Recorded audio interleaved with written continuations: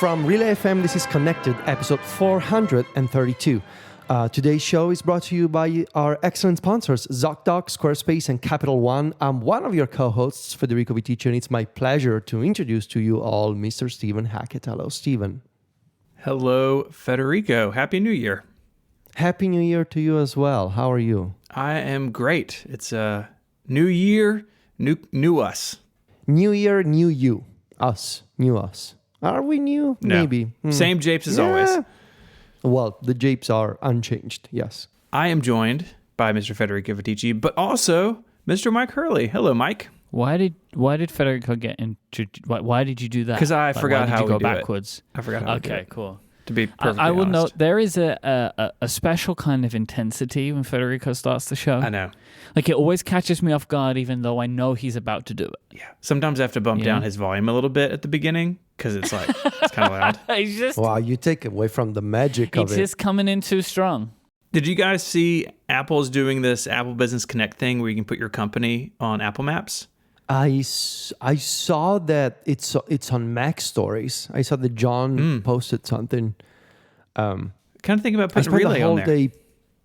Yeah, I spent the whole day painting and fixing things around the house. So yeah. Why would you do that, Stephen? I could like change the phone number randomly, so like you hit call, and sometimes you get Casey, and sometimes you get Rosemary, and sometimes that's a good. No, I just got Casey all the time. Why would, Yeah, This feels like we're gonna need a HR department. yeah, I'm not doing it. If you do this. Speaking of addresses, I made a joke. I don't know when this came out because we recorded a bunch of episodes in advance and then took like 2 weeks off. But I got 2 lovely handwritten notes in the Relay PO box, one from Katie and one from Giovanni. Both very nice. Both of you have very nice handwriting and wrote very nice things to us. So thank you. I really enjoyed that. I don't know why this is I don't know why this happened. Do you want me to just read out the PO box number? People can send me letters.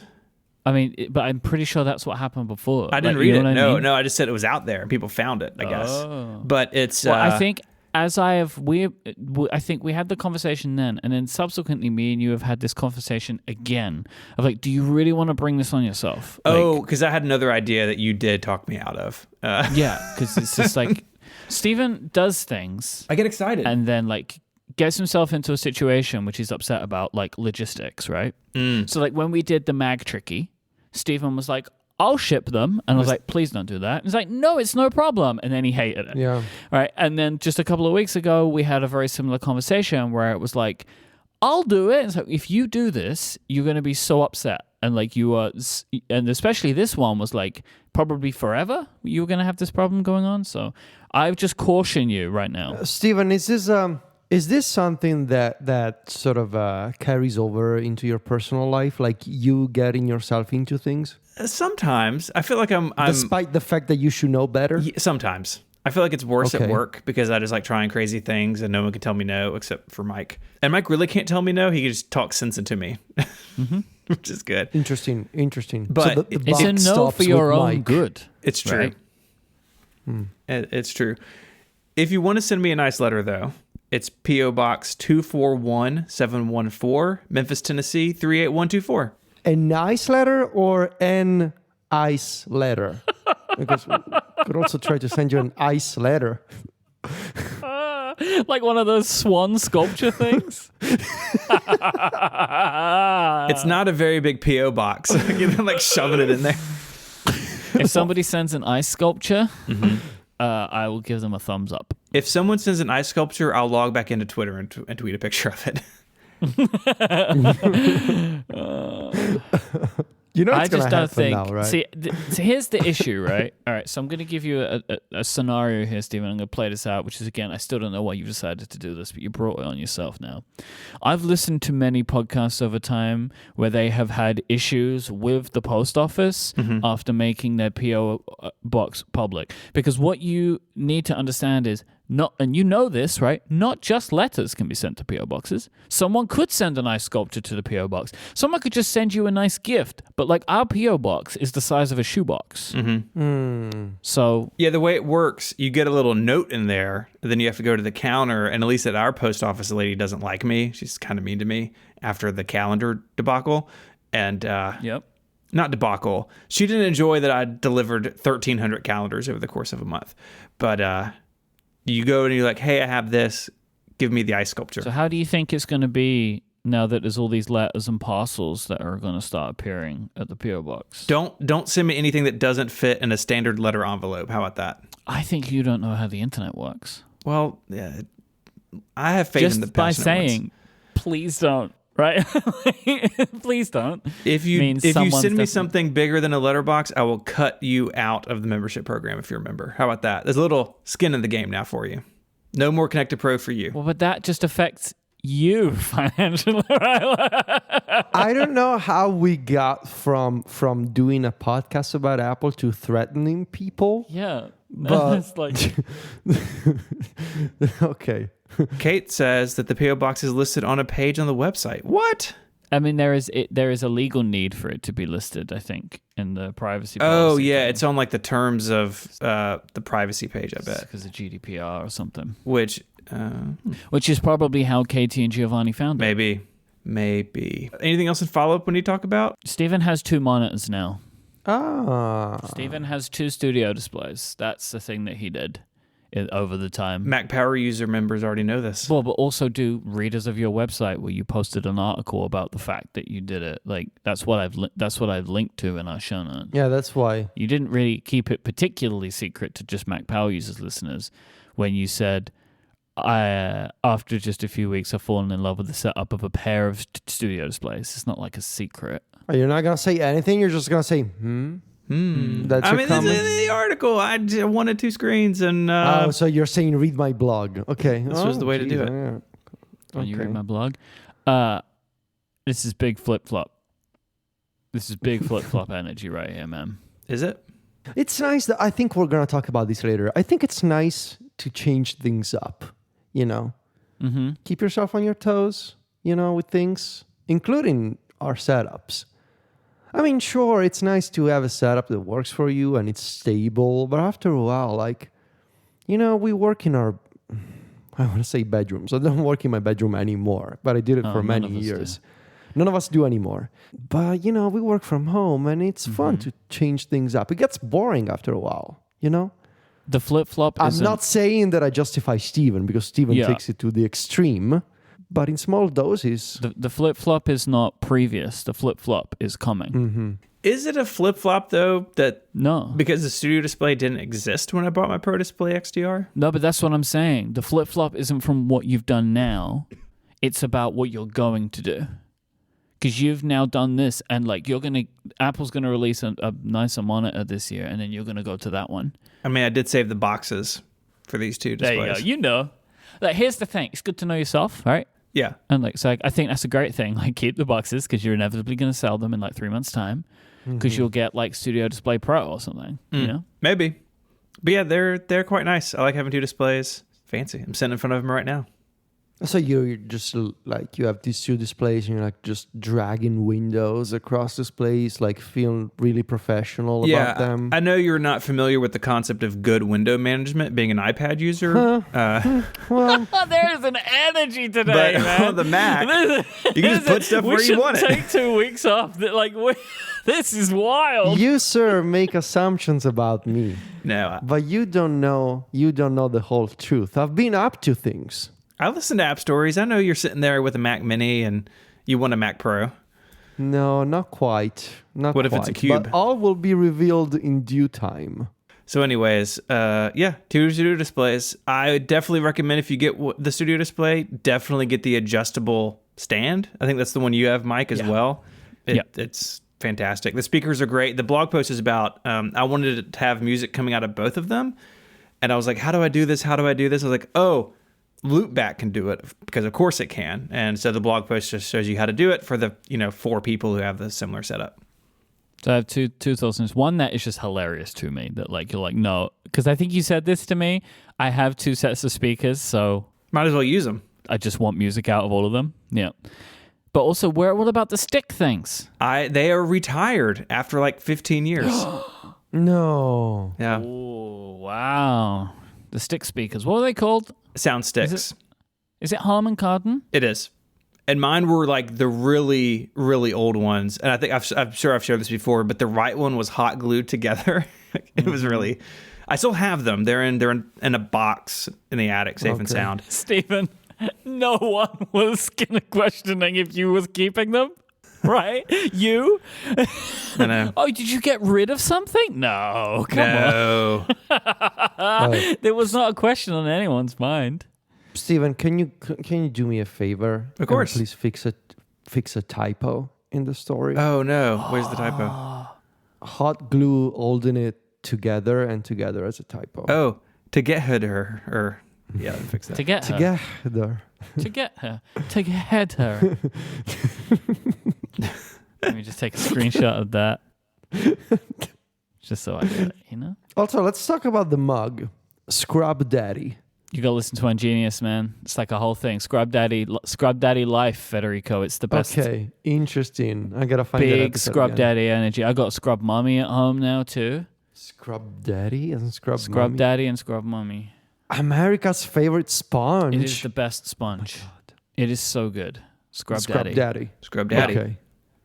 All right. Scrub me daddy. But Stephen has embraced Scrub Daddy as part of his persona now. Oh, I see. Yeah, you ought to see the tattoo. Where do you have it? I can't say. Yeah. You'll find it when you scrub me. It's just, there's no need to go on. It's yeah. Is that like in general?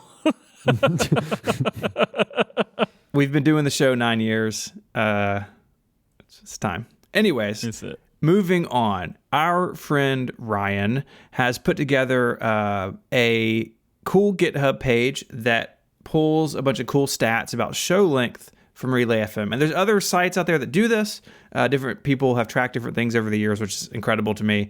Ryan's, you can go through here and you can click on a show and it gives you the longest and the shortest episode, and then you can see the average and that sort of thing. Mike, do you want to walk us through some of our own stats? Yeah, there are a couple of specific things. The longest episode of Connected is episode 24, a whole website in the palm of your hand.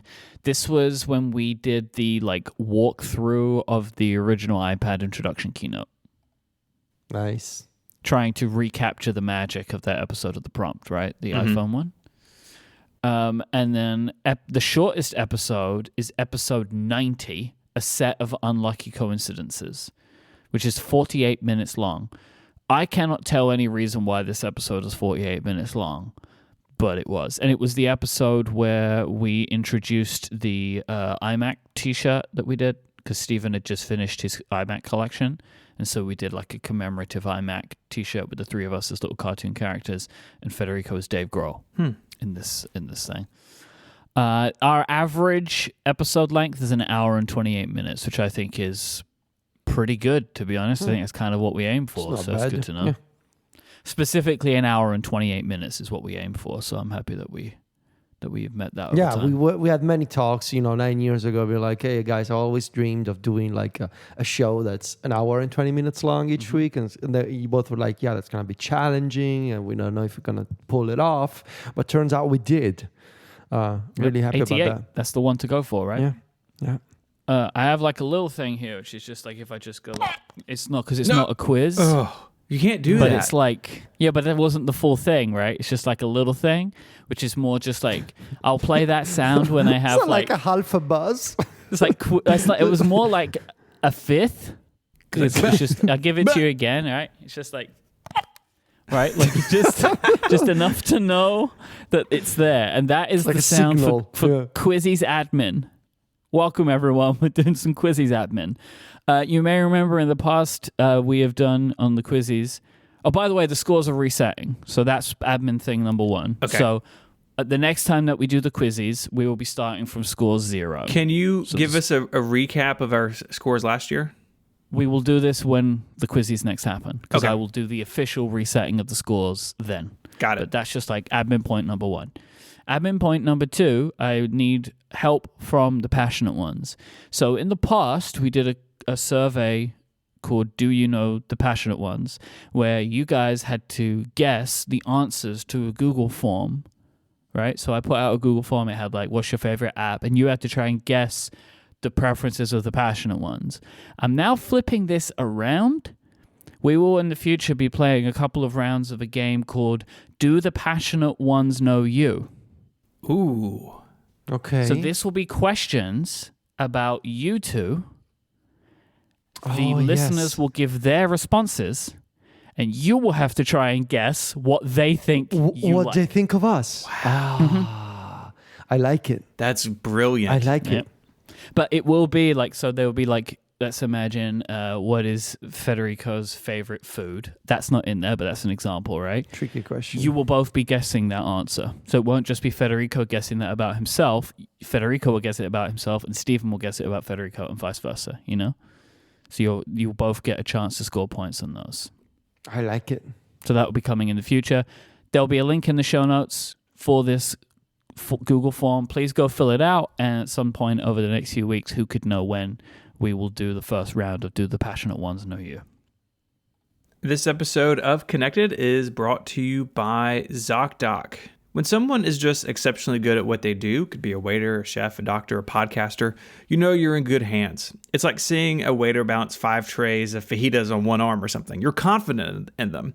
When you find the right doctor, you can just feel it. You feel heard and at ease.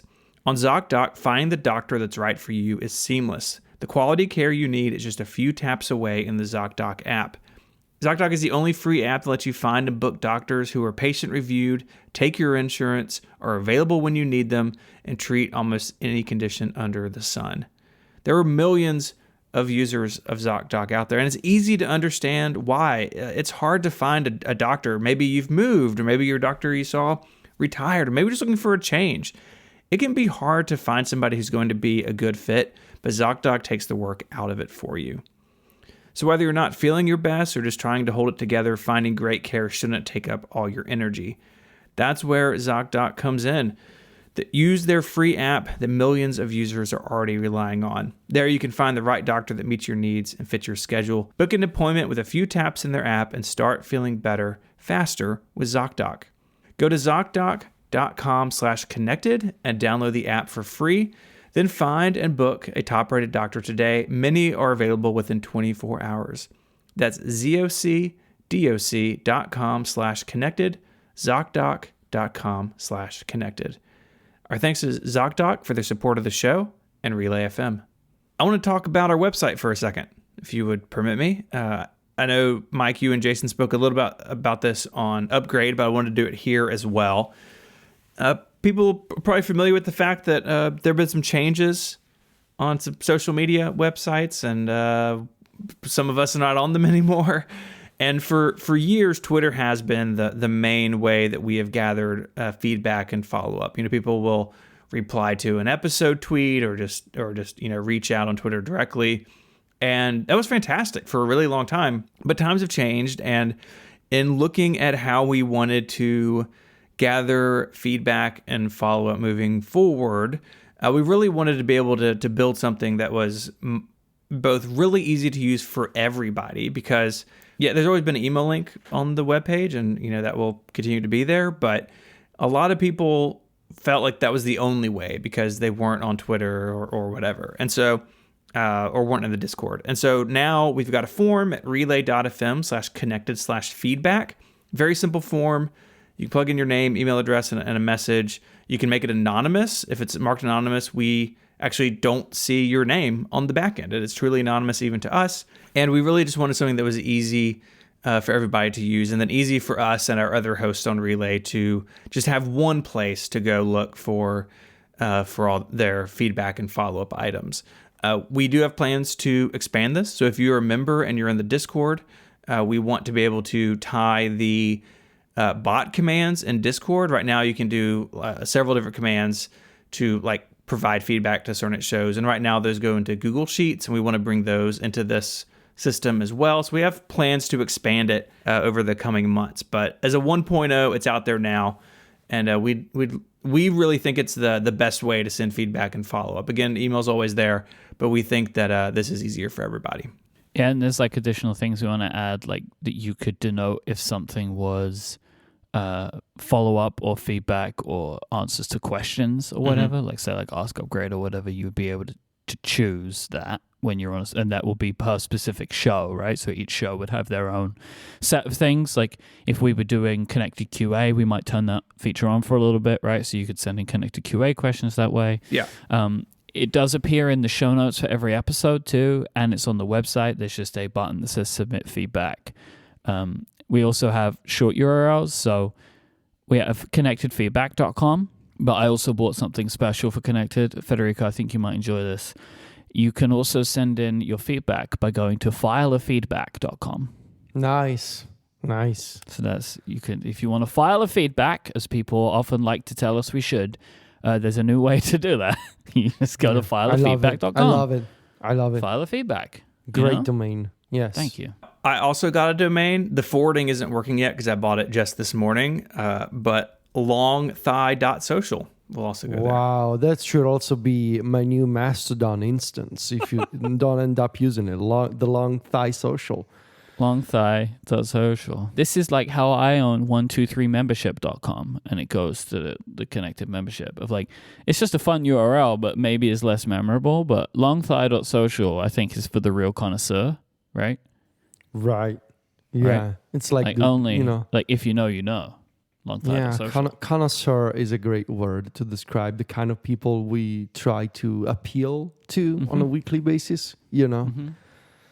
Yeah. I love it. I think it's a great idea to have this feedback form, you know, make it easy for people to send you thoughts and notes and links, whatever, because, you know, it's not nice to send an email. You know, who likes to open an email just to send feedback to a podcast? Instead, you just go to a website and you type in a few words, click submit, and you're done. Boom. Super easy. Good idea. Very good idea. Mike, I have a feedback item for you, actually, from Kate. I wrote this as you were recording. Love the show. Thanks, Kate. Is there a deadline for filling in the Do the Passionate Ones Know You form? Not yet. I mean, I'm going to see how the responses go over the next week, and I'll give you like time. So maybe on next week's episode, I'll say, all right, you got one last reminder. It will close on whatever day or whatever. So don't freak out about it, but don't run, but walk to it. Walk to the form. Walk to the form. I got a couple other Walk to the form. feedback items now that we're in this part of the show. Okay. Is this like a new segment where we do live feedback? Where I go to the CMS and read things. Connor wrote in saying that I could shorten my name to SecDeflex. Remember Secretary Deflex? They apparently are in part of the Department of Defense, and there they refer to the Secretary of Defense as SecDef. So SecDeflex is pretty cool. SecDeflex. SecDeflex. If you say it fast, it gets weird. I mean, you could say some spicy things there. You know what I mean? That could be a real tongue twister. Don't say SecDeflex. I think anything you say fast enough can be weird. That's some big brain thinking. Just try and say Steven real fast, like multiple times. Eventually, it's gonna be weird. Yeah, you might summon him. Hi. Anything else from the CMS? There are a couple that I'm going to hold until we do the next round of Ricky's, because there's a couple people that have rules questions. But there's one more title suggestion. So we discussed what would happen, and we are just one game away from it happening, where someone holds all 4 titles. So they're the annual chairman, the keynote chairman. They won the annual Flexies and the event Flexies. Which is me. I'm the person. Yes. If you win the next keynote, Ricky's, then you would have this, assumedly. Drew wrote in to say, personally, I think when or if someone consolidates power in the way that Mike may soon, they should be given the title Daddy Connected. Oh. I like that as an additional title, right? Like, so I could be like, what could I be, right? So I've got what? Why am I Archduke Flexington again? If you have both the annual and event Flexies. Yeah. The annual and event Flexies. Mm-hmm. Right. So if I won the next keynote, Ricky's, and the next keynote, Flexies, I could be like the Do we have a name for the both chairmanship? We don't. Right. So I could be like, because I've referred to it before as the consolidated. So like, Right. Which I think is I fine. could be the consolidated chairman. He's Archduke Flexington, Daddy Connected, Mike Hurley. That's pretty good, right? Yeah, Wow. that's pretty good. These are the types of things you can look forward to on the show from now on with our new feedback form. Yeah. Apple is back from Christmas break as well. Just yesterday, we got a bunch of betas, including iPadOS and iOS 16.3 Beta 2. Federico, how is that going? I really didn't want to start the year with this kind of energy, but here we are again, I guess. There's nothing new there's really nothing new in iOS. I think there's only like one minor change to how emergency calls work. And there is there are no big changes in iPadOS. We all sort of thought that surely Apple is going to take some sweet time after the release of iPadOS 16 to listen to feedback and go back to the drawing board for some features, maybe add some settings, spend some time over the holiday break thinking about things and whatnot. They shipped one change to Stage Manager in 16.3 Beta 2, and it's arguably a regression from a previous behavior, and it's the kind of change that makes me realize, it doesn't make me realize, it confirms my suspicion that at this point, the team in charge of Stage Manager has no idea what they're doing anymore. They're just throwing spaghetti features at the wall and trying to understand what works and what doesn't. Specifically, so if you recall, last summer, it used to be possible in a workspace in Stage Manager. So you got a bunch of windows open, right? You're in a workspace and you have overlapping windows. Suddenly, you want to focus on one of them. It used to be that, and I'm talking like July, August, maybe early September, used to be that you could hit Globe F. You would temporarily make the selected window full screen, you would maximize the window. And it used to be that you could hit Globe F again to restore the previous size. It was basically this very nice toggle that allowed you to take a workspace, you got multiple overlapping windows, you want to focus on one of them for like 2 minutes, you do Globe F, you do what you got to do, and then Globe F again, and you're done. I love that feature. That feature didn't make the release of iPadOS 16. It was removed for whatever reason. So the iPadOS 16 that shipped in October allowed you to Globe F a window, to turn a window into full screen while remaining in the active workspace. So let's say that you got Safari, Mail, and Reminders in a workspace. You select Safari, you hit Globe F. The iPadOS 16 that launched in October allowed you to maximize the Safari window. Reminders and, Mail would remain in the background, right? And you would stay in that workspace just with Safari covering the other apps because you hit Globe F. Now, in 16.3 Beta 2, this has completely changed. Apple has completely changed the behavior of Globe F. So now, if you have a workspace with multiple windows, you select one of them and you hit Globe F, what happens is that the selected window becomes its own standalone workspace in full screen. The other windows from the workspace, they get thrown back into the strip as a separate workspace. So to go back to my previous example, you got Safari, Mail, and Reminders. You select Reminders and you hit Globe F. In 16.3 Beta 2, what happens is Reminders become a full screen space.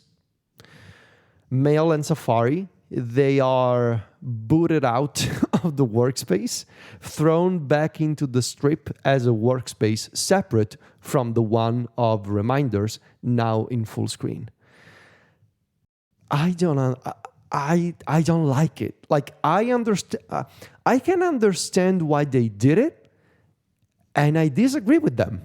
And this is like the thing is, like, I understand how this works. I also think you're wrong about it. Because I feel like Apple must have thought, oh, our users find it confusing that full screen now means maximize, but there are still things behind the active window. Because my concern, my fear is that this is what Apple is thinking, that they shipped something that allowed you to make windows overlap, and then they felt guilty about it. So now they're trying to remove all instances in which, there may be something on screen behind the window that you don't see. So what do they do to fix this? Well, what if we change the behavior of Globe F? So now it makes a window full screen and it makes it its own separate space. This is all wrong. I'm sorry. It's not good. It's not good. The only way, I was talking to a friend about this behind the scenes, the only way I could maybe sort of accept this is do this, okay? Get the other apps in the background, put them in the separate workspace, but let me toggle again Globe F and put back those windows in the workspace as I left them. It should be like a temporary. It should be close. a temporary toggle. Yep. But at that point, why not just return to the behavior of last summer, where you could hit Globe F, make it full screen, hit Globe F again, and you would see your windows? Because in this state, in 16.3 beta 2, this is another instance, it's another example of Stage Manager rearranging things for you on your behalf. It's just another item in that list of, here's all the instances in which Stage Manager knows better than you and rearranges windows for you. You make a window full screen by hitting Globe F, well, now the other windows in your workspace are not there anymore. I wish it was a joke. It's not a joke. It's how it works. So it's very upsetting that they are doing such drastic changes this far in. That aren't the ones that people are asking for, at least in our community. No, right? They must justify this by saying, but we have the emails from people, sent Which to they Craig may well and Tim do, Cook. right? Like, I'm sure. Yeah. I'm sure they do. And hey, if you want to follow those voices, be my guest. Do that. Maybe we'll explore some alternatives. We'll talk about this later. But I don't understand this feature. I don't understand this behavior. I'm honestly running out of patience here. If you can't ship, if you don't, if maybe you, I don't know if the problem is that they can't or they don't want to ship a multitasking, multi-windowing system that works for pro users. And the thing is, I honestly don't want to care anymore. It is what it is. Let them do this crazy dance of, we are in January 2023. We're still waiting for basic enhancements to Stage Manager, and now they're changing the behavior of what full screen means. You just make up your mind already, Anyway, yeah. Apple is rumored to have a big year this year. Over the weekend, Mark Gurman, in his newsletter, had a whole bunch of stuff. Headline seems to be that the AR/VR headset is on track to be announced in the spring with some sort of additional details or developer story at WWDC, and then launching in the fall. That is dangerously close to Mike's risky pick for the year. So we'll see how that pans out. But in the wake of this, Gurman reports that basically everything else Apple works on is going to have a pretty slow year. So not big changes in iOS, iPadOS 17, macOS, whatever comes next after Ventura.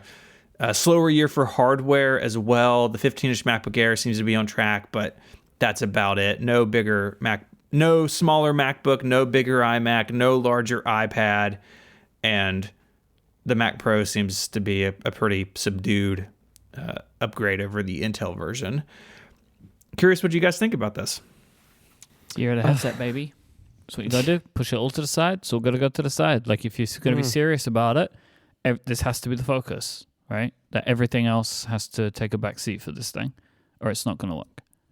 Well, And like everyone, you can have your own opinion on it. Like I know, like it's an interesting dovetail on what Federico was just talking about, right? Like, and I know why that will frustrate people. Like if iPadOS 17 doesn't have a lot, or if iOS 17 and macOS whatever it's going to be number-wise doesn't have a lot of features, it's going to be frustrating. Or like if not a lot of hardware ships this year, it's going to be frustrating. But like if they are serious about this brand new platform, this big new hardware, like this has to be the focus of the year for a bunch of reasons, whether it's for Apple's own internal engineering or for like lightening the load on developers to encourage them to explore this development environment.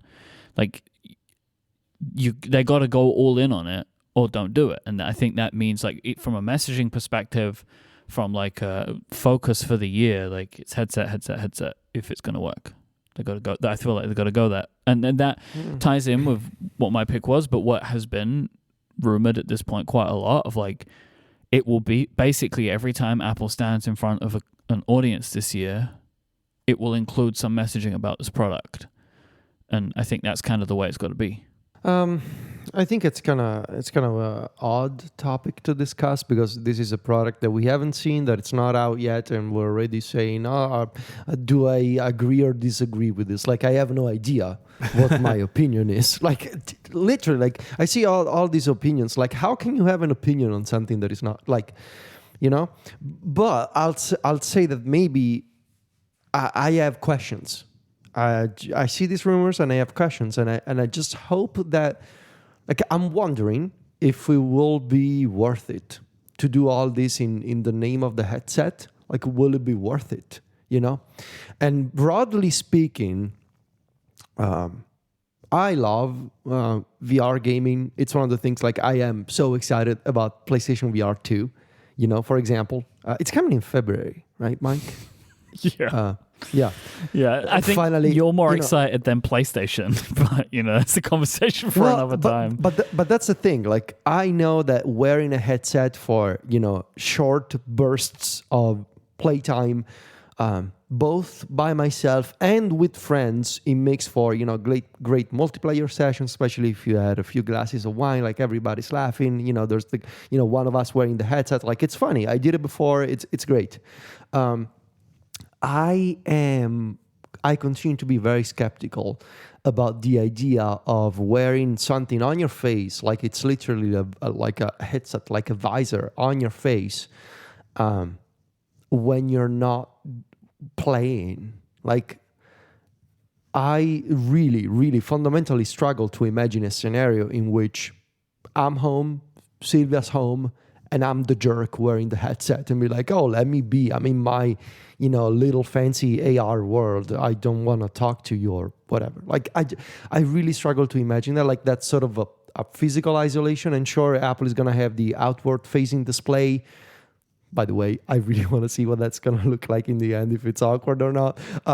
But I think it's a very fundamental question of, we are already surrounded by technology that isolates us, and it's one of those things where, like, and I try to make an effort, and I know that my friends are trying to make an effort, like, for example, when you go out at dinner with people, try and put your phone face down on the table so that, we're not looking at our phones, or trying to put on do not disturb so we don't look at our notifications. And so when it comes to putting something literally in front of your eyes, blocking you out from people, it's something that makes me very skeptical. At the same time, I know that for very specific applications, there can be lots of value there.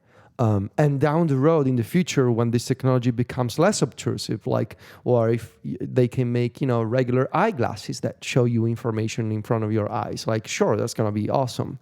But the question I have, will all of this be worth it for a headset that I can only realistically imagine wearing for like an hour at a time if I'm not bothering other people around me by wearing it, and therefore isolating myself from what's surrounding me?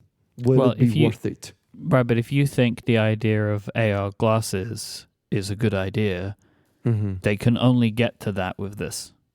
So, like, Well, if you, do you if need it's to a get to this in public? Yeah, that's what I was going to say. You could get to this and never ship this thing. Yeah. No, I don't know if that's possible. Genuinely, I don't know if that's possible. Like, because Like, I'm let's not going to imagine- build it for Apple by wearing the headset.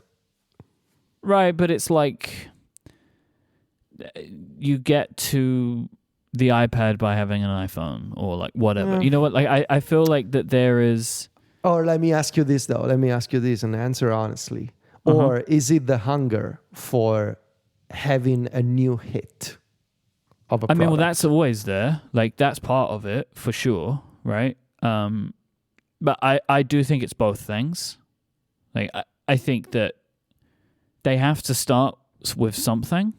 You can't go straight to AR glasses, like really advanced AR glasses. Like, especially again, if like that would take a really long time and a lot of money and a lot of investment to get right. If people don't like the headset, then they just don't need to continue, right? But like if they're going to go all in on AR glasses before they do anything, like, well, don't have any way of testing even the beginning of the market, right? Like, I feel like if the future is AR glasses, I think you got to start here, right? Which is like, we had big desktops before we had laptops. Like, I think that's the path. Right, but yeah, for me, there's like the line in the sand for me is, put something on your face. Like, I really cannot go past that point. Like, sure, they're making giant monitors. Okay, they're making a watch for your wrist. All right, they made phones small, and then they made phones regular, and then they made phones big. Okay, and then they made computers big and small, Mac Mini. They made a Cube. They made an iMac. Okay, they made an Apple TV. Sure, they made an iPad. Fine, they made an iPad Mini. All right, good. But something on your face, and they made the AirPods. Great. But something in front of your eyes and your forehead, is just like wearing it, like for how long? Like, I don't know. Just even VR, like after a while, it makes you look like an idiot. It's just that. Like, put something on your face, you look silly. But these are Like, arbitrary lines, though, right? Like, you're good with all of these things up until that point, and that's the line that you've drawn. And like, I would argue that society is also drawing that line, right? And I'm not saying that isn't the line either, but like, these are just lines that are drawn until they're redrawn. Yeah, I don't know. I think for me, it's pretty clear cut. Like, anything that goes in front of your mouth and goes in front of your eyes, it's kind of awkward. So no Dyson headphones for you then. Exactly. Like, have you looked at those? Like, I mean, come on. I don't know. Look, the thing is, I am excited. I want to make this clear. I am excited about the technology. If they made eyeglasses with AR features, I would buy a pack of them. Like, I would literally buy 5 of them and just use a different one each day. I don't know why, but I would do it. Just, it's an exaggeration to drive home my point. My problem is, covering my face. Anyway, yeah. We'll see. It may be a very weird year to cover Apple if this blueprint comes to pass. This episode of Connected is brought to you by Squarespace. Squarespace is the all-in-one platform for building your brand and growing your business online. You can stand out with a beautiful website, engage with your audience, and sell anything, products, services, even content. Squarespace has you covered. That online store is really awesome. You can sell physical or digital products. They have all the tools built in, so you're not stringing together multiple systems, hoping for the best. It's all there in Squarespace. They also have powerful tools for blogging and podcasting, so you can share stories, photos, videos, updates, and so much more. You can categorize things, share them, schedule your post, whatever you need to do.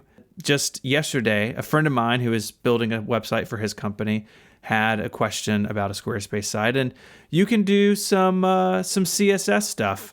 You can customize things. Everything is point and click in Squarespace. So if you need to go deeper, you can override with CSS, which if you're nerdy, you may want to do. They give you all that power inside of Squarespace. Head on over to squarespace.com/connected for a free trial. There's no credit card required. When you're ready to launch, use the offer code CONNECTED to save 10% off your first purchase of a website or domain. Once again, that's squarespace.com/connected And when you decide to sign up, use the offer code CONNECTED to get 10% off your first purchase and to show your support for the show. Our thanks to Squarespace for the support of Connected and Relay FM. It's a new year. Some people set resolutions, and I thought it would be fun to talk about some New Year's tech resolutions that we may have. And we will do this in true round robin style. Mike, do you want to kick us off? As you can imagine, I eschew the resolutions idea. Ah, yes. Right? Here we go. I have again. a whole personal brand around resolutions not being a thing. So I will be expressing mine as themes. So I have 3 themes, and it's fun. My first one is optimism. So I'm going to treat this as a year of optimism, specifically around the upcoming headset. Because so I'm remembering, the reason I thought about this is there was a number of years ago. I don't remember what was happening or why I did this, but I decided that I was going to have a year of optimism around Apple products because there was a malaise at the time. Everyone was upset about everything.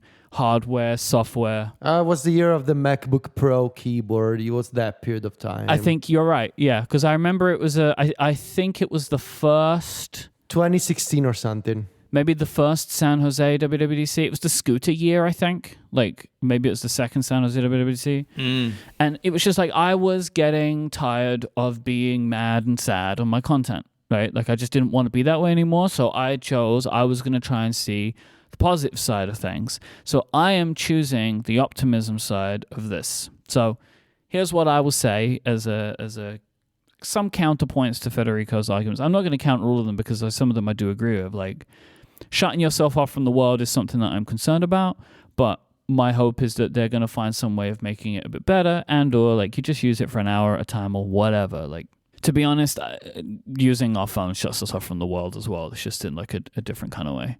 Here's what I'm pitching for why I'm going to be optimistic about this. I like VR. I like VR in general. I like VR for games. I've tried some productivity stuff in VR, and I think it's really interesting. So I want to stay open-minded about that, especially to see whatever Apple is doing, because I'm going to naturally assume that the software experience is better than the software experiences I've tried elsewhere, because if it's not, then there's no point in them doing it, right?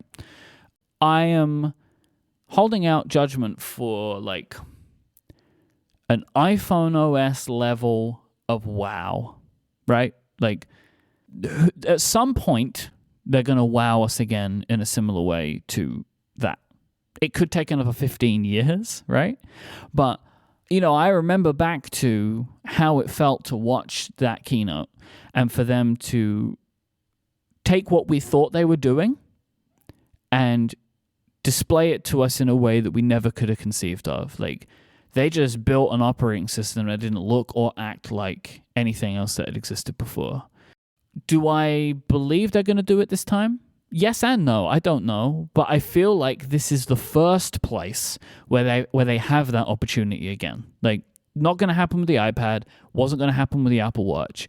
But a thing where you could create this beautiful 3D environment with whole new ways of working, of how software can work, of how notifications can look, how apps can look, experiences. Like, this is the first, I think, time where since the iPhone, they will be able to truly wow us. And so I'm, at this point, months, between 3 to 6 months before we're going to see it, I am choosing to believe that that is a possibility. And that headset hardware that they have could be I think it will be very interesting, whether it's good or bad. It's going to be interesting. But nevertheless, this whole endeavor will be fertile ground for interesting shows. And so I am choosing to be optimistic. Even if my co-hosts are pessimistic, that's still interesting content because we can debate it. But I am choosing to be optimistic and positive about whatever it is that they're going to make. Because at this point, you can just choose one path, and I'm purposely choosing glass half full. You mean like glasses half full? Yes. Although that wouldn't be so good if the glasses were only half full, right? Because then only one eye's going to work. My first one is fixing my iCloud shared photo library. So when this feature came out, I turned it on, and basically dumped my wife and I's, basically our entire photo libraries into one shared family photo library. It's a disaster in there.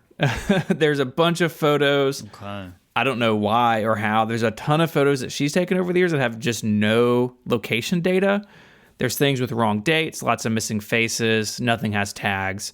This is made worse that your shared library doesn't have albums. You can still have albums in your own library. So I'm going to keep some albums for, like, she doesn't need my photos that I take for articles and stuff that I keep, right? Like of hardware and things. But for family photos, I had a bunch of those in albums. And I want to get to a point where between faces, GPS, maybe some specific tagging, I can find anything I want.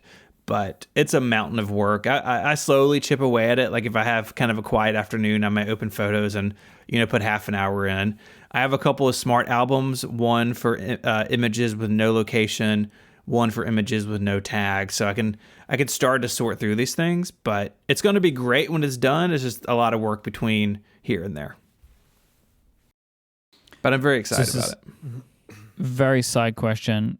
I'm happy. I know you love photo management, so it's going to be great. But just this is not connected, but I just wanted to know. No, it is connected. It's literally the name of the show. Did you fix the advanced data protection thing for Mary? I have not tried again. So Okay. When I tried getting the key, it would just sit there, and I've not made it back to that, but I need to. Also, the clock's ticking, Apple. It's a new year. I want this feature. Come on, give it to me. Give it to Mike. It's going to come right after the Apple Card, I'm sure. So my first resolution theme is appreciate to...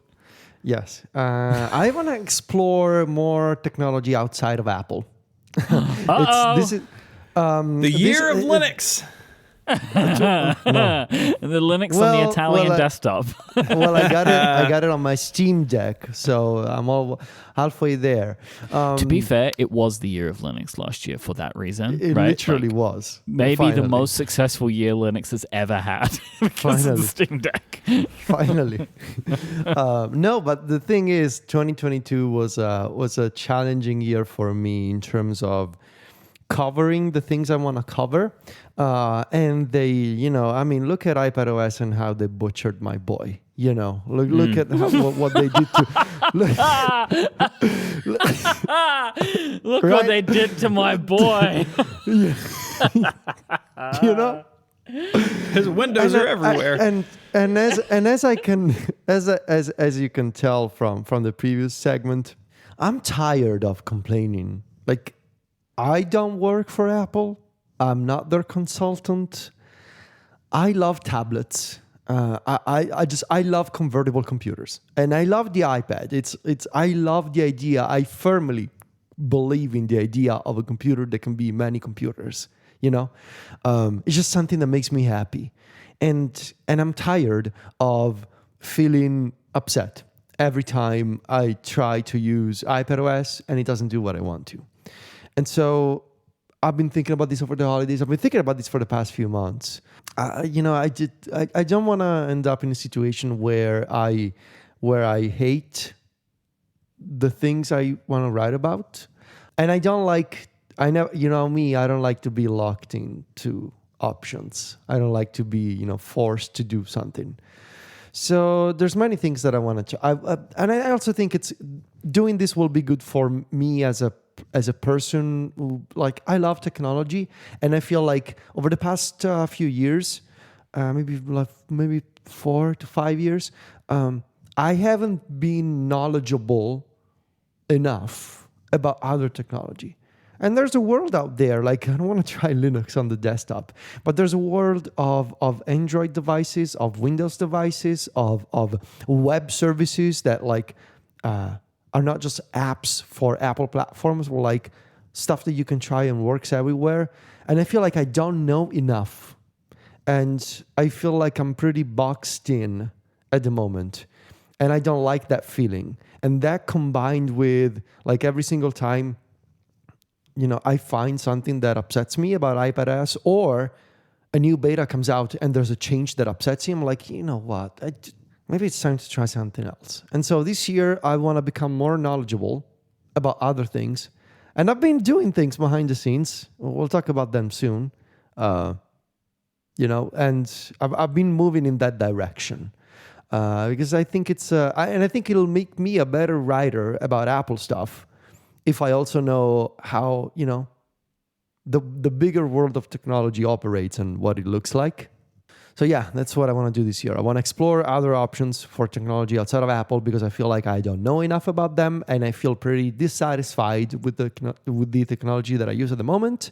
And I don't like feeling dissatisfied, but also I'm not in a position of power at Apple to change things the way I would like them to be. So maybe it's try something else and see if the grass is greener on the other side or just a different type of grass, or maybe it's not green at all. Like, let's see what the grass looks like. So yeah, I guess in 2023, I will touch grass, as the kids say. I feel like you've seen Avatar too many times. You know what I mean? Like, what color's the grass in an alternate reality? It's Pandora grass. Is what he's looking Pandora for. grass. Have you seen the Lenovo YogaBook 9i dual screen foldable laptop? Oh, have I seen that? I think it's I really think it's an incredible idea. But you guys should. Federico, I want you to buy that computer so we can talk about it. I want to know what you think of that computer. Don't worry, Mike. I got you covered. We'll have plenty of things to talk about this year. That's round one. We want to move into round two? Yeah. Mine is completing an inventory of my Apple collection. I don't have an updated inventory. My old system was literally an Apple Note. And so I've built a very fancy Google spreadsheet that has like lots of drop downs and things. So I can say, oh, this is a desktop. This is the year this came out. All those things. I'm very excited about it. I have started on it. I've gotten a little bit into this, but this is a project that I fully intend on having complete, hopefully in the early part of the year. And one reason I did it in Google Sheets is so I can make it public, so people can poke around in there, and if they have questions about something, hit me up on the feedback form, for instance. Google Sheets. Rest in peace, Devon. Yeah, Google Sheets is an interesting choice for this, because Notion and Craft can also be public. I looked at a bunch of things here. I looked at Airtable. I looked at...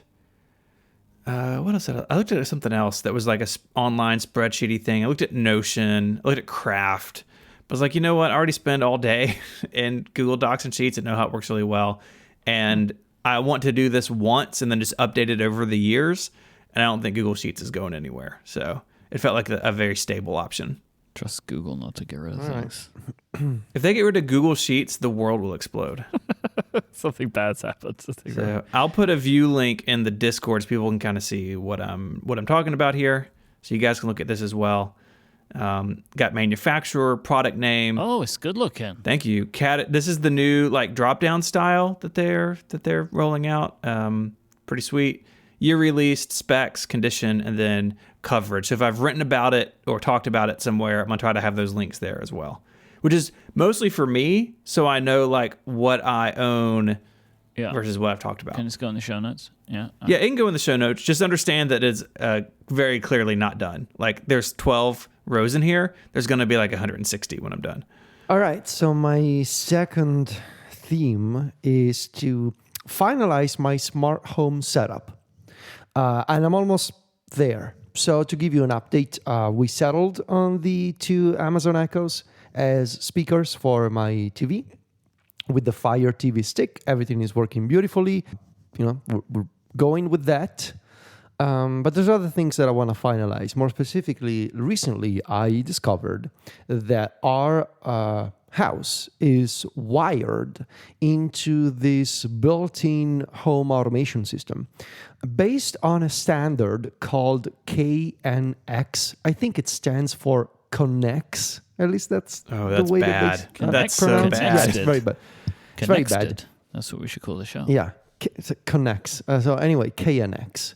And basically, I discovered that the building company wanted to sell me this gateway device that would give me access to an app on my phone to control things like every single electrical outlet, every single light switch, and all the blinds, all the windows in the apartment.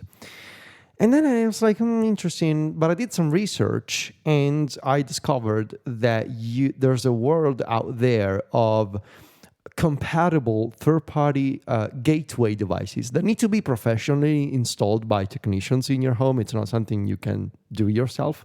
And so basically I found this way to have basically bring HomeKit and Alexa compatibility to my home by actually physically wiring a gateway device into my home automation system.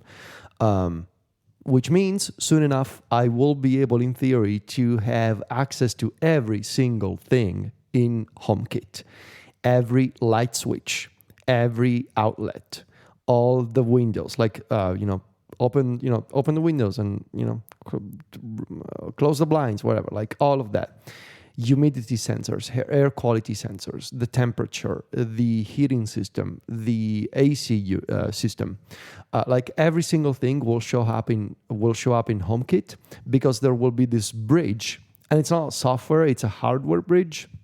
It actually requires Ethernet, so I will have to wire the entire apartment, and I've been talking to this company local in Rome about it, but that will give me much greater access in terms of controlling my home from Siri and Alexa. That's also the thing that I really wanted to have, compatibility with two systems at the same time.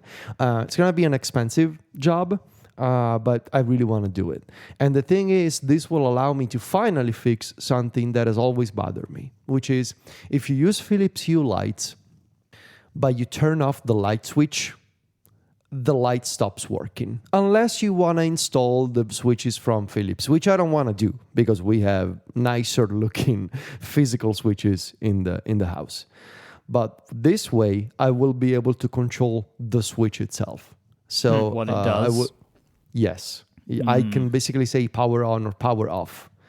So I will no longer, basically I will only use the Philips Hue light itself for the color, but the power will be a separate accessory. Like I will actually be able to physically control the power switch for every single light in every single room.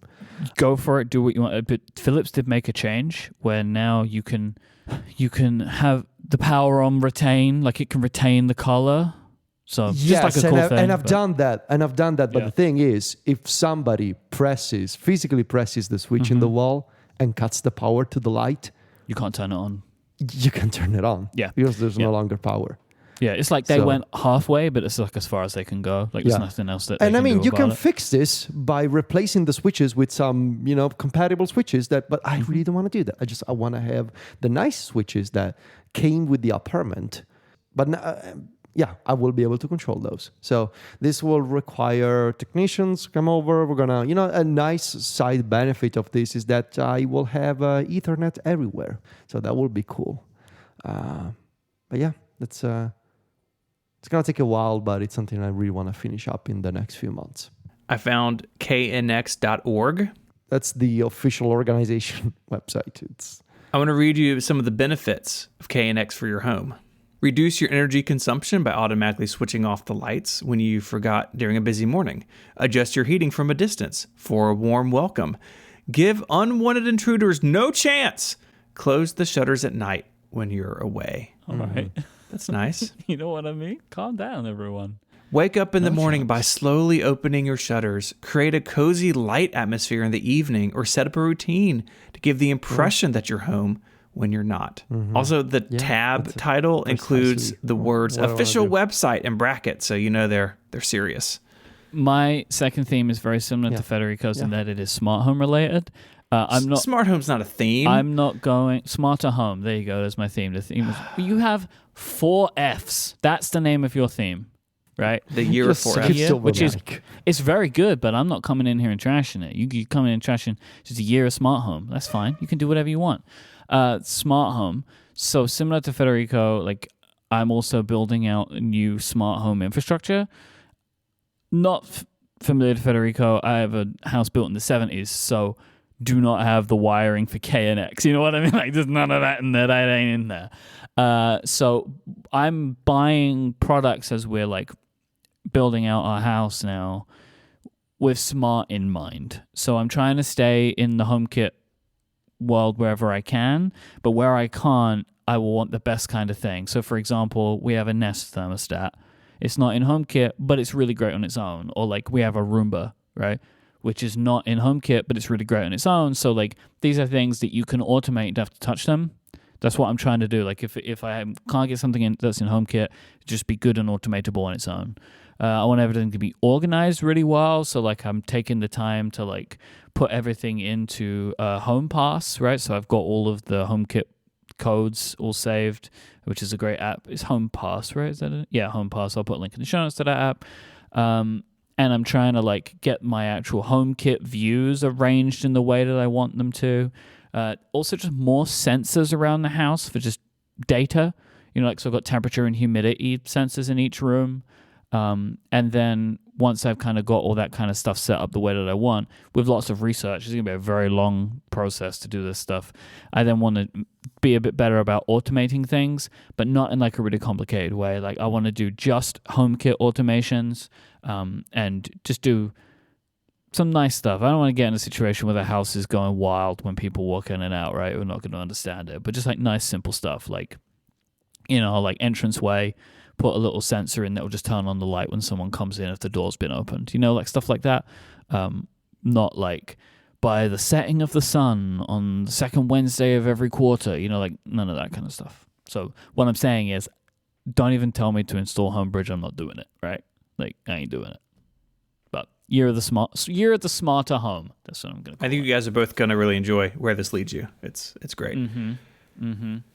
This episode of Connected is made possible by Capital One. Have you ever hit a technical snafu while shopping online? Has filling out payment fields given you a headache, or has your mobile banking app been down when you really needed to use it? Capital One believes that everyone deserves better banking. This means easier access to their money and more security. That's why Capital One is investing in machine learning. Machine learning allows Capital One to do things like fight fraud with random forest with models that quickly detect suspicious activity and make it faster to alert federal investigators.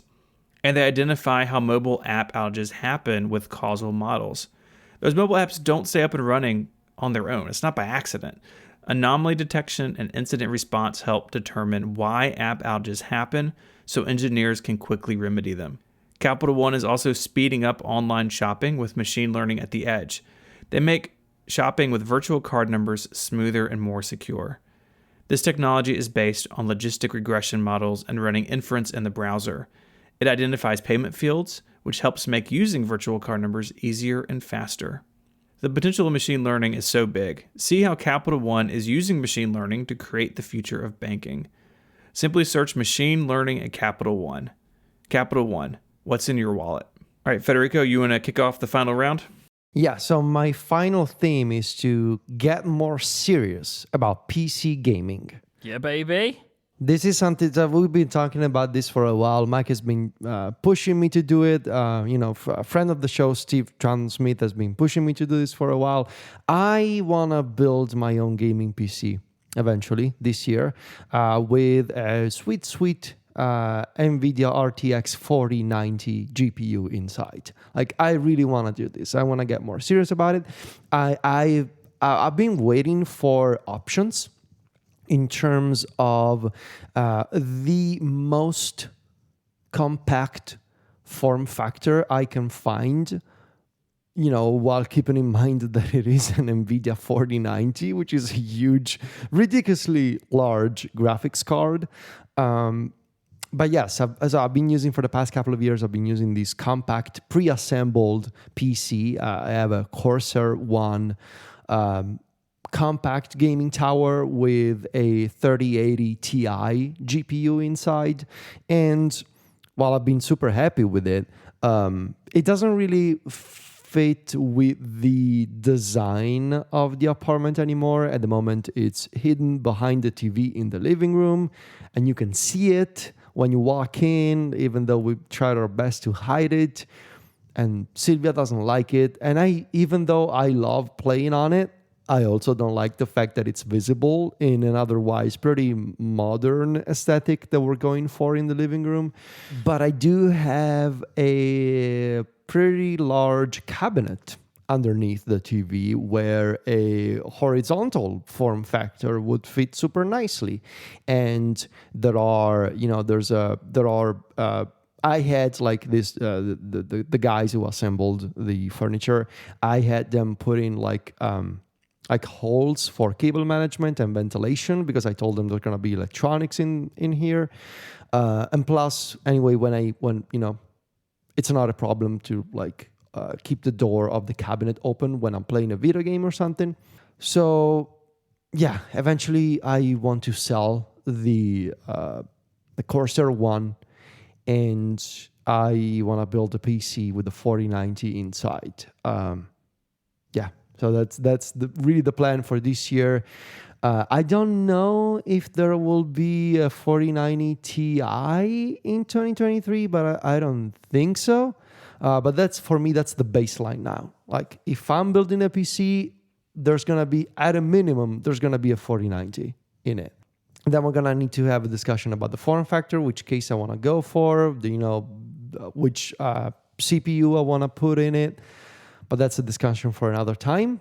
At some point this year, maybe in the second half of the year, I want to do this. You get all the parts. Mm-hmm. I'll come to Rome for the weekend.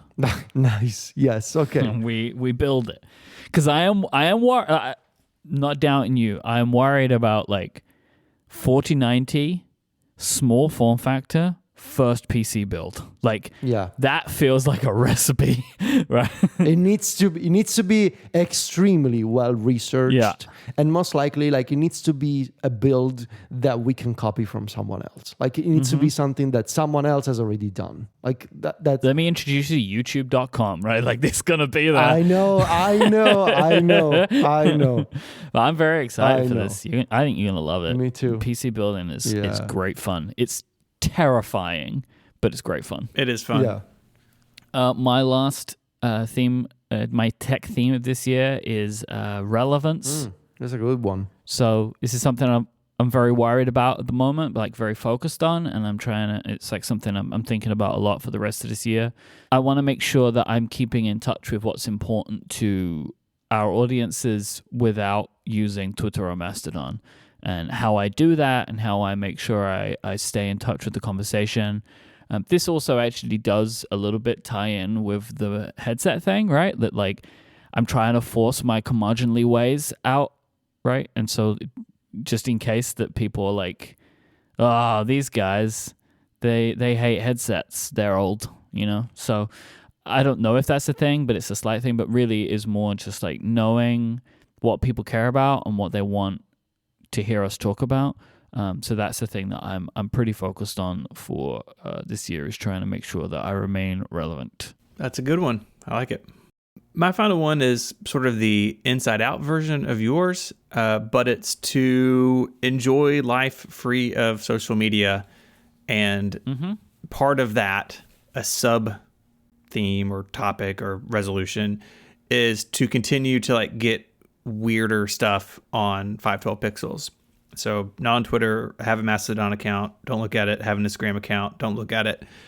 But there have been a couple of things already that would have been a tweet that ended up being a blog post. So the thing we mentioned earlier in the show, where 2 studio displays and using loopback to get audio from both of them, that would have been a single tweet with an image, right? But instead, I wrote up as a blog post. I think it's more useful to people as a blog post if someone has a setup like this and they're Googling for it, or they, read it and oh, that's a good idea. Even just the other night, I posted a thing about how I mount my iPad mini to my bike in my gym, my little gym corner of the garage. And again, it could have just been a tweet or an Instagram story or something. It was no, I'm going to write it up. I'm going to have a blog. I'm going to have links. And I'm having a lot of fun doing that sort of stuff. I do have the problem that, Federico, you have expressed about MacStories design, and that I currently have no way to, this is a actual article. This is a weird thing. Yeah. I still don't know what to do about that. I have a couple of ideas. I don't like any of them. And so Yeah, I really like this theme because like I've been thinking about the very same things. Like it's also what I want to do. Yes, I love this. Yeah. So finding a way to make all that work within WordPress, within, my site, because it's very old, has a lot of weird stuff in it in terms of how things work. Like my WordPress install doesn't take advantage of hardly anything new in WordPress. And so maybe it's time to embrace some of that stuff. And maybe I've got to break old stuff. I don't know. But there's definitely, that's like two sides of a coin for me. It's being off of social media basically entirely and spending more effort in blogging and linking to things and that sort of thing on 512. So I'm excited by that already. This started at the end of last year, but being able to see how it's already gone, I'm encouraged by. And some of those posts that wouldn't be posted before have done really well. And so continuing down that road, but finding a way where it kind of fits within the structure of the blog a little bit better. Microblogging. Mike, have you thought about having some place to like put things like a blog? Yep. I have. Okay. I don't know the answer to that today. Like me and Brad were just talking about it on the Pen Addict today, and he has been using microblog more, micro.blog. And like I was looking at his thing, like his microblog, and I was like, yeah, maybe I should. But I don't know. The answer is yeah, I've been thinking about it, but I also know me, and I know that I'm likely to start it and not keep it up. So the answer is like, yeah, I've been thinking about it, but I'm not jumping into anything yet. Yeah. And so I'm looking at Brad's now, like, and how do you not just treat it like Twitter again? But I think that's fine though, right? Because like you're just putting stuff out there so people can read it if they want to, but if it's that there isn't any replying, there's no conversations, I can't see anything that anybody else is saying or reply to that, like, which is kind of the stuff that I'm trying to move away from. Yeah. So it really, like, I thought like Tumblr, like I don't know, but yeah, I thought about it, but also I haven't really contributed much to like Twitter as a conversation piece for a while, and haven't felt any like bad effects from that. Like it's not like I have so much to say. Like I have a lot to say. I have a lot of podcasts to say on. Yeah, but sometimes you may have something to want to share that's not podcasty. Yeah, and I do a bit of that on Instagram. And I've been thinking about sharing stuff on Instagram more, like being less precious about that. And like I did that today. Like I just posted a picture of my desk. Like, so I'm trying to be a little bit less precious about my Instagram, as just a start, because that is already a network that I enjoy and want to keep using. So I think I might just do that for a little while. But I'm keeping my feelers out for like, is there something else for like I haven't like what you just said, right? Like here's a picture of my desk. Like what I didn't do is I don't have any links on it because it's an Instagram post, right? But I could do that where I'm like, oh, if you like, I got this thing and this thing and this thing, because people are like, what is that thing? And I can just tell them. Like I can't link them because it's Instagram. I'm excited about our collective year together, boys. I really am. Me too. If you want to find links to the stuff we spoke about this week, there's show notes in your podcast app of choice. They're also on the web at relay.fm/connected/432. While you're there, you can submit feedback. There's a submit feedback button. Shoot us a note. You can also become a member of Connected Pro. Connected Pro is a longer, ad-free version of the show that we put out each and every single week. Connected Pro is part of the larger Relay FM membership program, so you also get access to the Relay members Discord, a couple of Relay members only podcasts, a cool newsletter each month, lots of great stuff. So if you haven't joined, now is an absolutely great time to do so. You can find all of us and our work elsewhere online as well. Federico is the editor-in-chief of MacStories.net. Mike is the co-founder of Cortex Brand, and he hosts a bunch of other shows here on Relay FM. I co-host Mac Power Users, and you can find my writing at 512pixels.net. I'd like to thank our sponsors this week, ZocDoc, Squarespace, and Capital One for making the show possible. And until next week, boys, say goodbye. Arrivederci. Bye-bye. Oh, no cheerio? You threw me off my game. Sometimes that's what I say bye-bye on Ingenious sometimes. I don't know why. Okay, well. Cheerio. Bye, y'all.